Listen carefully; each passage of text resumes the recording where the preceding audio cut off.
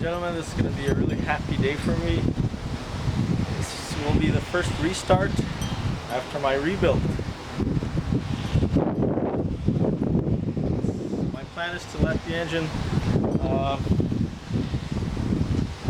run for about 20 minutes, and meanwhile I'll be checking the oil temperature, the oil pressure, and the coolant temperature, as well as the vacuum.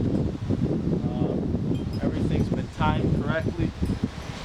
Distributor points have been set to feeler gauge, 0.016 of an inch. 0.016, like I said. The engine has been primed, so everything should be good to go. The exhaust is installed.